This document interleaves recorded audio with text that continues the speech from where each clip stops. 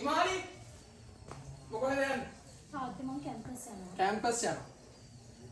කවදාද එන්නේ? දැන් අවුරුද්දට ඇවිල්ලා සති දෙකක් විතර හිටියනේ තාත්තේ.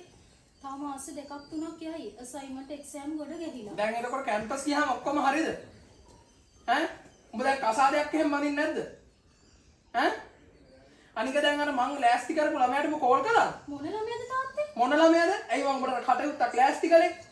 වෙලේ ගෙදර ඒ ළමයාගේ අම්මා කෝල් කර කර මගෙන් අහනවා උඹ ඒ ළමයාට කෝල් එකක්වත් දෙන්නේ නැහැ. අපිට නවනින් ගිරා බෑ. ඉගෙන ගන්නවා ඉවරයක් නැහැ.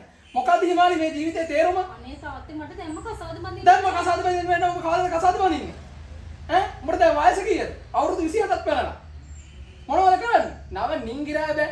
ගමේ රටේ උන් අහනවා උඹ කසාදයක් බඳින්නේ නැද්ද කියලා. අදවත් අර ළමයාට කෝල් එකක් ගහපන්.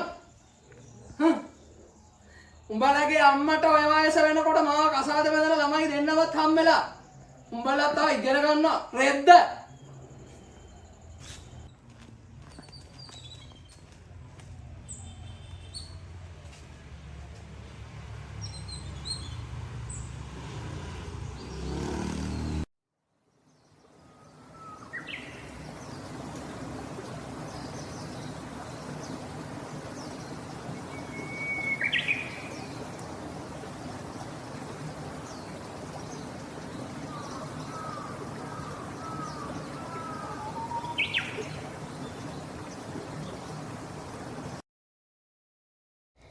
ජීවිතේ මගේ මම ගැන තීරණය කරන්න ඕනේ මම.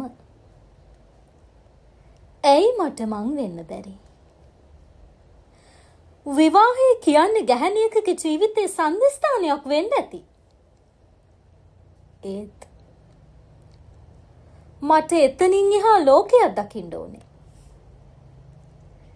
හැම ගැහැණියකටම හීනයක් තියෙනවා.